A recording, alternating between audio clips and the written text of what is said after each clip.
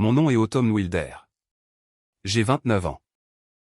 Et pendant la plus grande partie de ma vie, ma propre famille m'a appelé la déception. Pas une seule fois.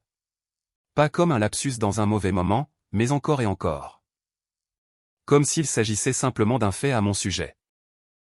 De la même façon qu'on mentionnerait la couleur des yeux de quelqu'un. Mon père, Richard Wilder, a construit de toutes pièces une firme d'investissement bien connue. Ma mère Diane était le genre de femme capable de vous dire la fortune nette d'une personne rien qu'en jetant un coup d'œil à son sac à main. Et mon frère cadet, Tyler, était l'enfant chéri. Charmant, confiant. Et parfaitement façonné dans le moule que mes parents avaient construit pour leurs enfants. Un moule dans lequel je n'ai jamais vraiment réussi à entrer. Tyler a reçu une voiture toute neuve pour ses 21 ans. Une voiture de sport noire brillante qui coûtait plus cher que ce que la plupart des gens gagnent en 2 ans. Je me souviens être resté debout dans l'allée, filmant toute la scène avec mon téléphone parce que, comme mon père l'avait dit, Autumn est doué pour ce genre de choses. J'avais 23 ans à l'époque. Je travaillais à 2 emplois et je conduisais une citadine d'occasion avec un rétroviseur latéral fissuré maintenu par du scotch. Quand j'ai félicité Tyler ce jour-là, il a ri et m'a attiré dans une étreinte de côté. Ne t'inquiète pas, sœur. Peut-être qu'un jour tu rattraperas ton retard. Il l'a dit chaleureusement. Comme une blague entre frères et sœurs. Ça m'a quand même fait mal comme une gifle. C'était la forme de toute mon enfance. Tyler a eu l'appartement en centre-ville payé intégralement. Tyler a eu le poste dans la firme de papa la semaine après son diplôme. Tyler a reçu la montre à $2000 juste comme ça. Moi, je n'ai même pas été invité à son dîner de bienvenue. Ma mère m'a dit que c'était plutôt un événement professionnel et que je ne m'y sentirais probablement pas à ma place. Je ne m'y suis jamais senti à ma place. C'était l'histoire de ma vie. Toujours debout juste à l'extérieur de la photo de famille. Les remarques se sont faites plus acérées en grandissant. Déguisées en blagues pour que personne ne puisse les traiter de cruels. Quand j'ai quitté l'université pour créer ma propre entreprise, mes parents ont appelé ça une phase. Quand cette première entreprise a fait faillite 2 ans plus tard, mon père m'a envoyé par email un article intitulé « Pourquoi la plupart des startups échouent ?» Avec la légende, j'ai pensé que ça pourrait être utile. Ma mère disait aux parents que j'étais encore en train de trouver mes marques. Ce qui était sa façon polie de dire au chômage lors des réunions de famille. Tyler aimait demander devant tout le monde. Alors? Comment avance la prochaine grande idée? Suivi d'un regard entendu vers notre mère qui souriait comme si elle consolait un enfant qui avait perdu un concours d'orthographe. J'ai appris à rire avec eux parce que contester ne faisait que prouver leur point. Amer, sensible, sans succès. C'était mon étiquette et rien de ce que je disais ne semblait jamais la changer. Pourtant, j'ai continué à construire en silence pendant que Tyler postait des photos de retraite d'entreprise. Et d'endroits que je ne pouvais pas me permettre de visiter. Je codais à 2 heures du matin dans mon studio quand mon père a appelé pour me suggérer de venir travailler sous ses ordres pendant quelques années et d'apprendre quelque chose de réel. J'ai décliné aussi poliment que possible. Il a dit « Comme tu voudras » et a raccroché. J'ai entendu la déception dans sa voix. Pas de la colère, quelque chose de plus froid. De la pitié. Le tournant a commencé discrètement. Des mois avant la fête de l'Action de grâce qui a tout changé. J'avais mis au point un petit logiciel. Un outil qui aidait les entreprises locales à gérer les données clients sans embaucher toute une équipe technique. Il a grandi plus vite que je ne l'avais jamais espéré. En 1 an, des investisseurs me contactaient. Je n'en ai pas parlé à ma famille, non pas parce que je voulais le cacher, mais parce que je savais déjà comment ça se passerait. Ils s'en moqueraient ou, pire, feraient semblant de le soutenir tout en attendant tranquillement qu'il s'effondre. À ce stade, j'avais cessé d'assister à la plupart des événements familiaux. Les rares auxquels j'allais encore étaient plus par culpabilité que par désir. Mais cette année-là, ma mère a appelé et a insisté. Ça fait trop longtemps. Automne. Tout le monde serait ravi de te voir. Le mot « tout le monde » sonnait répété, comme si elle l'avait répété. Une petite part stupide de moi a espéré que cette fois pourrait être différente. Alors j'ai dit oui. Le dîner avait lieu au Ridgemont Club. Le genre d'endroit avec des serviettes en tissu plié et des serveurs en gants blancs. Je suis arrivé dans le seul blazer que je possédais. Un peu froissé pour avoir été chiffonné dans ma voiture. Ma famille était déjà assise à une longue table près de la fenêtre. Tyler m'a fait signe avec un sourire. Regardez qui a enfin daigné apparaître. Tout le monde a ri. J'ai souri et me suis assise.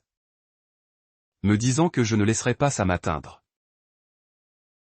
Il n'a pas fallu longtemps pour que le vieux rythme reprenne. Mon père a interrogé Tyler sur ses chiffres trimestriels. Ma mère a complimenté la petite amie de Tyler sur son sac à main. Puis, presque comme une réflexion après coup. Alors, Automne. Qu'est-ce que tu as fait ces derniers temps? Tu travailles toujours sur des projets tech? J'ai répondu simplement. Mon père a levé un sourcil. Des projets tech? Donc toujours pas de vrai travail? Tyler a ricané. C'est une entrepreneur. Papa. C'est le nouveau mot pour chômeuse. La table a ri. J'ai senti la vieille brûlure familière dans ma poitrine, mais j'ai continué à sourire. Ma mère a tapoté ma main. On est fiers de toi d'essayer. Ma chérie. Tout le monde n'est pas fait pour le chemin facile. La soirée a continué, pleine de petites piques enveloppées d'humour. Puis est venu le toast. Tyler s'est levé, verre levé, voix portant juste assez loin pour que la table voisine entende. À la famille. A-t-il dit? Et à ma sœur. Automne. Peut-être qu'un jour tu rattraperas ton retard. Des rires ont parcouru la table. Ma main s'est crispée autour de mon verre, mais je n'ai rien dit. J'ai juste souri. Un vrai sourire cette fois, même si aucun d'eux ne comprenait pourquoi. 15 minutes plus tard, pendant que le dessert était servi. La télévision au-dessus du bar a basculé sur un titre d'actualité économique de dernière minute. Startup tech locale rachetée pour 60 millions de dollars.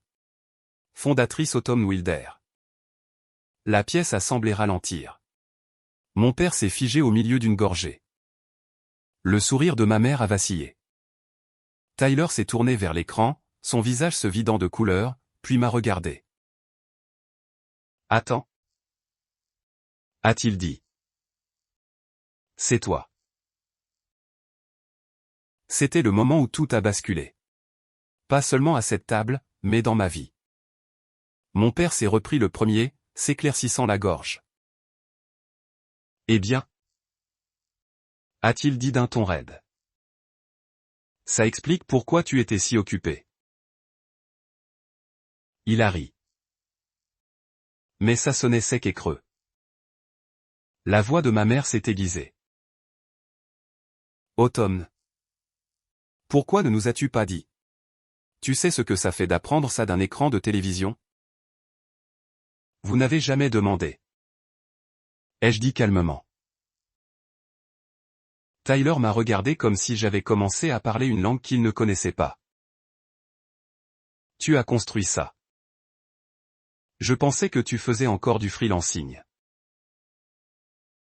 Ça a pris quelques années. Ai-je dit. Mais ça a marché.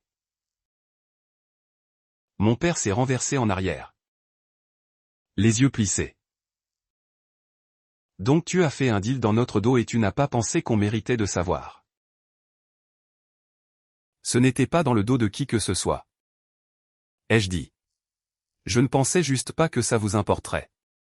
Vous avez assez clairement montré qu'elle est ma place dans cette famille. La table s'est divisée en deux camps pour le reste de la soirée. Mes parents et Tyler d'un côté, froid et les lèvres pincées, moi de l'autre. Essayant de disparaître dans ma serviette. Ils sont partis avant de finir le dessert. Au stand du voiturier, mon père a seulement dit. On parlera demain. À mon bureau. J'ai hoché la tête. Même si je n'avais aucune idée pourquoi j'acceptais. Le lendemain matin, j'avais plus de 20 appels manqués. Quand je suis arrivé au bureau de mon père, son assistante m'a tendu un badge visiteur. Quelque chose que je ne pense pas qu'elle ait jamais tendu à Tyler de sa vie. Mon père était assis en bout d'une longue table de conférence. Des papiers étalés devant lui. Tu nous as pris de court, Autumn. A-t-il dit. Tu comprends que des gens appellent nos clients pour demander pourquoi on n'a jamais mentionné une fille dans la tech? Tu sais à quoi ça ressemble? Je n'ai pas construit cette entreprise pour les apparences. Ai-je dit. Tout ce que tu fais se reflète sur cette famille. A-t-il lancé. Tu n'aurais pas eu l'éducation pour construire quoi que ce soit si je n'avais pas payé. Ce n'était même pas vrai. J'avais remboursé mes propres prêts après avoir quitté l'école. Après qu'il m'ait coupé les vivres le moment où j'ai abandonné. Mais argumenter là-dessus maintenant ne ferait qu'alimenter le récit qu'il avait déjà écrit sur moi. Il a fait glisser un dossier de l'autre côté de la table. J'ai parlé à quelques personnes. On intègre ta société sous le parapluie de la firme. Tu restes le visage de l'affaire? Bien sûr. Mais Tyler gère le côté financier. Ça ferait une merveilleuse histoire de famille. Tu veux en prendre le crédit? Ai-je dit d'un ton plat. Ne sois pas dramatique. C'est des affaires. Il m'a étudié comme il étudiait un investissement perdant. Tu pourrais avoir besoin de conseils pour gérer ce genre d'argent. Laisse-nous t'aider. Par nous. Il voulait dire lui-même. Je me suis levé. Je me débrouille très bien toute seule. Merci. Ce soir-là. Ma mère a appelé. Sa voix sirupeuse de préoccupation.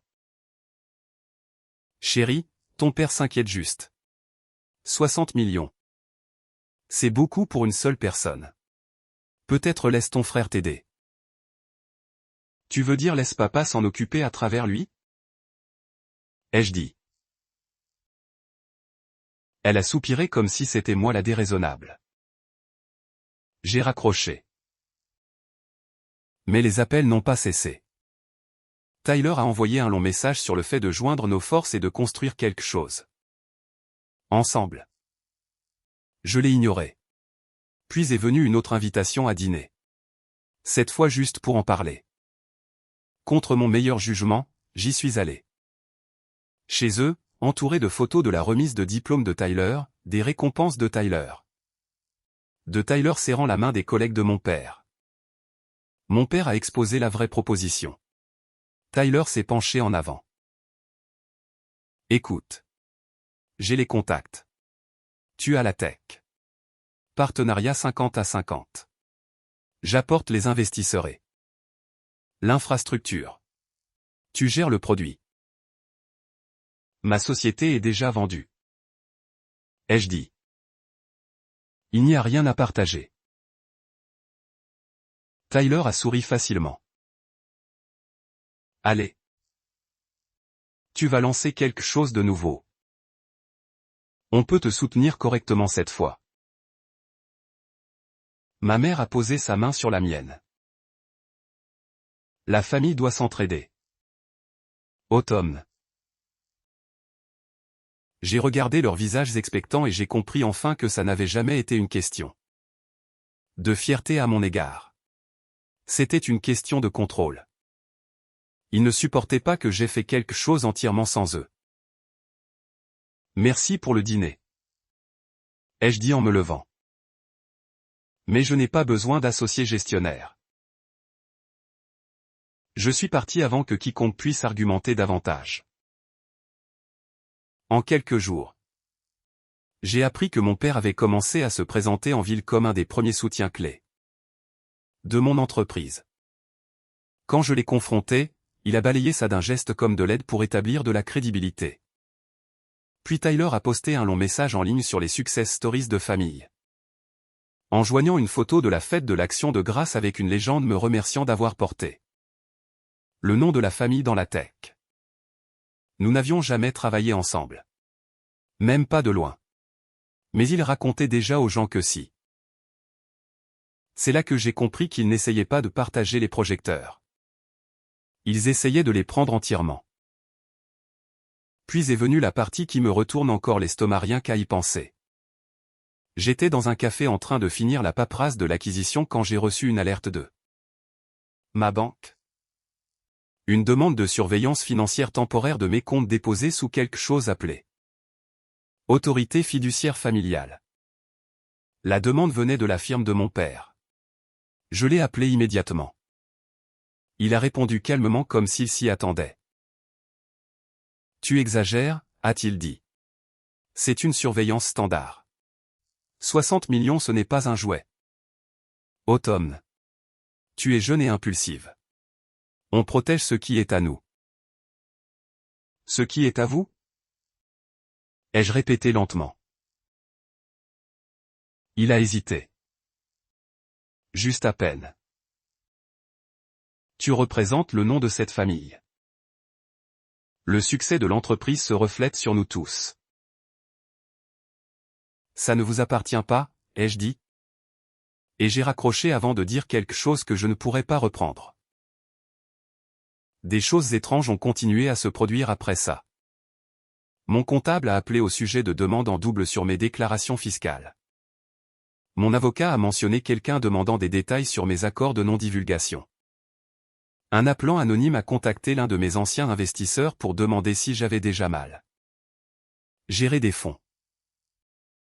Tout a culminé lors de ce que je pensais être un brunch de networking. Quand je suis arrivé, j'ai trouvé mes parents. Tyler et une connaissance de la famille nommée Walter Bennett déjà assis. Mon père voulait que je signe un trust familial conjoint avec Tyler gérant les finances. Quand j'ai refusé et menacé de rendre publique leur ingérence s'ils touchaient encore à mes comptes. Mon père a raillé. Ne me menace pas. Tu n'oserais pas embarrasser cette famille. Peut-être que je n'aurais pas à le faire? Ai-je dit? Et je suis sorti.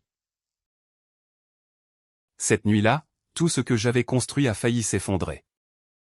Un document interne falsifié a commencé à circuler en ligne, affirmant que j'avais falsifié des documents financiers avant la vente. Les fichiers étaient fabriqués mais convaincants. Ma responsable des opérations, une femme vive et stable nommée Priya, m'a appelé paniqué alors que les investisseurs commençaient à poser des questions. En moins d'une heure, j'ai retracé la fuite jusqu'à une adresse IP liée à la firme de mon père. Le lendemain matin, je suis entré dans son bureau sans frapper.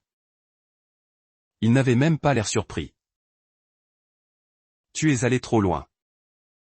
Ai-je dit. J'ai protégé notre nom. A-t-il dit d'un ton plat. J'ai simplement redirigé le récit. Tyler, appuyé dans l'embrasure, a ajouté. Détends-toi. Personne ne croit vraiment ces trucs. Alors pourquoi le faire? Ai-je demandé. Parce qu'il fallait te le rappeler. A dit Tyler. Tu n'as pas le droit de nous écarter. Quelques jours plus tard, une enveloppe non signée est arrivée à mon appartement. À l'intérieur se trouvait un échange de mails imprimés entre Tyler et l'un des cadres gérant mon acquisition, proposant de négocier directement si je me retirais. Suggérant que la famille ferait un meilleur visage public pour l'entreprise. C'était signé clairement. Tyler Wilder. C'était le moment où tout doute restant a disparu. Il n'essayait pas de partager ce que j'avais construit. Il voulait le prendre. Les semaines suivantes ont été brutales. Le paiement de l'acquisition a été gelé en attendant examen. Des sources anonymes proches de la firme de mon père ont suggéré aux journalistes que le stress de l'affaire m'avait laissé instable et ont remis en question ma capacité à gérer l'entreprise à long terme. Les titres parlaient d'une querelle familiale. Tyler a donné des interviews me décrivant comme brillante mais ayant besoin d'être ancrée. On me réécrivait en temps réel. De fondatrice à responsabilité. J'ai cessé de répondre aux appels. J'ai loué une petite cabane à 2 heures de la ville. Pas de journaliste, pas de bruit, juste de l'espace pour réfléchir. Dans ce calme, quelque chose d'autre que le chagrin a commencé à prendre forme. Pas de la colère exactement. De la concentration. J'ai contacté discrètement une vieille connaissance. Un consultant en cybersécurité nommé Marcus, qui me devait une faveur d'il y a des années. Je lui ai parlé des documents falsifiés et des fuites anonymes. En 2 semaines. Il a retracé l'origine des fichiers falsifiés jusqu'à un ordinateur portable enregistré sur le réseau de la firme de mon père. Téléversé pendant des heures où Tyler était censé rencontrer des clients en dehors des locaux. Il avait essayé de faire passer le téléversement par le proxy de la firme pour couvrir ses traces. Mais les horodatages ne mentaient pas. Pendant ce temps, un auditeur indépendant que j'avais engagé a confirmé qu'il n'y avait jamais eu d'irrégularité dans l'historique financier de mon entreprise. Ça nous a donné un levier. Lentement, discrètement, la marée a commencé à tourner. L'examen de l'acquisition m'a complètement blanchi et le paiement final a été libéré. Je n'ai pas célébré bruyamment. Au lieu de cela, j'ai fait quelques mouvements discrets. J'ai ouvert une nouvelle holding, Rain Holdings. Sans aucun lien public avec mon nom de famille et j'ai transféré chaque actif et projet futur dedans. Puis j'ai lancé quelque chose de nouveau, une entreprise appelée Northline. Une plateforme d'automatisation pour les startups en croissance. Exactement l'outil que j'aurais voulu avoir des années plus tôt. En quelques mois, elle était valorisée à bien plus de 10 millions de dollars. Entièrement sous un nom qui n'avait rien à voir avec Wilder. Pendant que je reconstruisais discrètement. L'histoire de Tyler a commencé à s'effondrer sans mon aide. Les journalistes ont commencé à remarquer des incohérences dans ses affirmations publiques. Un média a publié un article questionnant des irrégularités dans les efforts de relations publiques de sa firme liée aux rumeurs à mon sujet. Sa propre arrogance a fait plus de dégâts que je n'aurais jamais pu en faire. J'ai finalement été invité à parler à un sommet de leadership. Organisé avec une certaine ironie. Au tout même club de campagne où ce dîner de la fête de l'Action de grâce avait eu lieu. Je suis entré cette fois, non plus comme l'exclu dans un blazer froissé, mais comme la conférencière principale. Présentée comme la fondatrice d'une entreprise valant bien plus que ce que quiconque à cette table avait autrefois cru que j'étais capable de construire. Au milieu de mon discours, j'ai remarqué Tyler près du fond de la salle, les bras croisés, essayant d'avoir l'air décontracté. Après, il m'a trouvé près du bar. « Je ne m'attendais pas à te voir ici », a-t-il dit, forçant un rire. « Tu as été occupé. » Impressionnant. Je n'ai pas répondu. Il a changé de ton. Plus doux maintenant. La firme de papa est sous enquête. De mauvais trades. Des nettoyages. Il ne le gère pas bien. C'est regrettable. Ai-je dit? Et j'en suis resté là. Cette nuit-là, j'ai conduit en silence. J'aurais dû me sentir triomphante. Au lieu de cela, j'ai senti le poids tranquille de savoir qu'aucun d'eux ne s'était excusé ni même n'avait reconnu ce qu'ils avaient fait. Un mois plus tard, une journaliste qui enquêtait sur la firme de mon père depuis des mois m'a contacté. Elle m'a envoyé un dossier, des enregistrements internes, des historiques de transferts. Le tout pointant vers des transferts illégaux et des fonds clients manipulés liés directement à mon père et à travers lui à Tyler. Je suis resté longtemps avec ce dossier avant de décider quoi en faire. Je le lui ai envoyé et en quelques jours, l'histoire a éclaté publiquement. Des enquêteurs fédéraux ont perquisitionné la firme de mon père. Les actifs ont été gelés.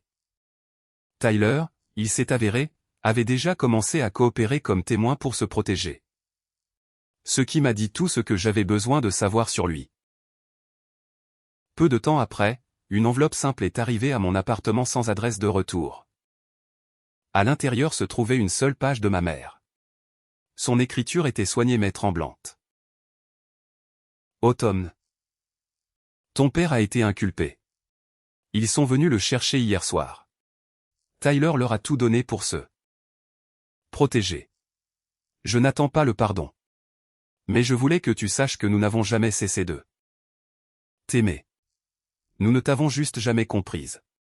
J'espère que tu trouveras la paix. S'il te plaît. Souviens-toi de nous comme nous étions avant tout ça. Je l'ai lu une fois, puis je l'ai posé. Il n'y avait aucune satisfaction là-dedans, seulement un calme lourd et tranquille. Mon père a ensuite été reconnu coupable de fraude et d'obstruction à la justice et condamné à plusieurs années de prison fédérale. Tyler a évité la prison grâce à son accord de coopération, mais sa carrière ne s'est jamais remise. Chaque firme qu'il avait autrefois courtisée a discrètement coupé les ponts. Ma mère a vendu la maison familiale et a déménagé hors de l'État. Je n'ai plus jamais entendu parler d'elle. Quant à moi, je n'ai pas eu à lever le petit doigt une fois que la vérité est sortie. Tout ce qu'ils avaient construit pour m'enterrer est devenu la chose qui les a enterrés à la place. Des mois plus tard, j'ai visité le Ridgemont Club une dernière fois. Pas pour un dîner, pas exactement pour une clôture, juste pour le voir en plein jour. Je me suis assise à la même table où Tyler avait autrefois levé son verre et m'avait dit que peut-être un jour je rattraperai mon retard. J'ai commandé un café, suis resté un moment, puis j'ai laissé un mot sur la table avant de sortir. Il disait simplement, on dirait que j'ai enfin rattrapé mon retard. En sortant dans l'air froid de l'après-midi, j'ai compris quelque chose que je n'avais pas compris auparavant. Le but n'avait jamais été de les regarder tomber. Le but était d'apprendre à me tenir debout toute seule sans avoir besoin de la permission de quiconque pour appeler ça un succès. C'était la fin d'être la déception de la famille et le début de tout ce qui a suivi.